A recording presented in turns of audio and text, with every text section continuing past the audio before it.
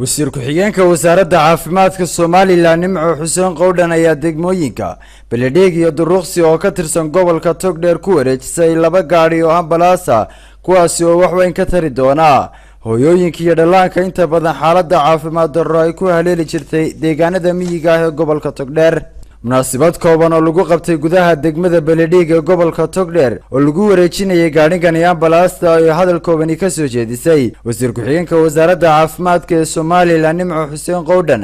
ayaa dadka deegaankaasi kula dardaarantay inay ilaashadaan gaarigan ambalaasta isla markaana aanay uga faa'iideysan sifo khaldan ee uga faa'iideystaan oo kaliya sifada saxda ah ee loogu talagalay ka faa'iideysiga gaarigani ambalaaskan oo loogu talagalay in hooyadeena dibta qabta ee meelaha fog ku foolanaysa ay ku badbaadino runtii waxyaabaha kale waa dabastaar iyo wax la raacin karo laakiin muhiimadda aynu maanta ambalaaskan u wadnaa waxa uu yahay hooyadii dhallaanka Ilaahay waa wax badbaadinayna ku badbaadin. isuduwaha wasaaradda caafimaadka ee gobolka Togdheer Cabdi Yaasiin Xaaji Salebaan ayaa isaguna dadweynaha u akhriyay isla markaana u aftiimiyay ujeedada iyo shaqada gaarigan ambalaasta. wax ka mid ah baalka inaan dhaqaaqin iyadoo aan loo baahnayn ninka waxaan ogaanahay inaan dhaqaajin amarka uu ku dhaqaaqayo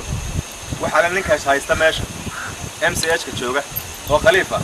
iyo shaqaalaha caafimaadka hadii isagu baqay wixii kale shaqaalaha caafimaad halka jooga ilaa iska dhaqaaqi karo. gudoomiye ku-xigeenka degmada Beledheeg Salebaan Cali Maxamed iyo oday Deer oo Faarax oo kamid ah guddiga horumarinta deegmadaasi Beledheeg ayaa iyaguna soo dhaweeyay gaarigan ambalaasta isla markaana uga mahadnaqay wasaaradda caafimaadka ee Soomaaliland iyo cid kasta oo gacan taageero ku leh. gudoomiyaha degmada Duruqsi Axmed Cabdi Gaabiyoobe ayaa isaguna mar uu ka hadlayay xafladu kula wareegay gaari ambalaas oo loogu talagalay degmada Duruqsi iyo deegaanada ku hareeraysan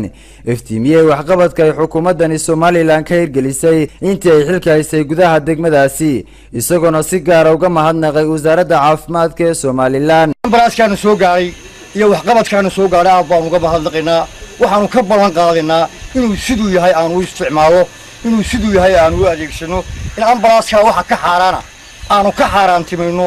adeega ka xaaraanta ka xaaraantimayno. wasiir ku-xigeenka wasaaradda caafimaadka Soomaaliland Nimco Xuseen Qowdhan iyo isuduwaha wasaaradda caafimaadka ee gobolka Togdheer ayaa iyaguna si faahfaahsan u cadeeyay in wasaaraddan caafimaadka ee Soomaaliland ay ka go'an tahay in caafimaadku uu ku baaho min tuulo ilaa degmo guud ahaanba Soomaaliland. saraakiil ka socotay hay'adda media ee socdaalkani ku helinayay wasiir ku-xigeenka wasaaradda caafimaadka ayaa iyaguna hadallo dardaaran ah uga tagay degmooyinkani. ugu dambeyntii waxa ay wasiir ku-xigeenkani wasaaradda caafimaadka ee Soomaaliland dhagax dhigtay dhismayaal lagu kordhin doono xarumaha caafimaadka ee Beledheeg iyo Duruqsi kuwaas oo lagu daryeeli doono hooyooyinka iyo dhallaanka. Cabsaaq Faarax Cabdilaahi, telefishinka qaranka Jamhuuriyadda Soomaaliland, Burco.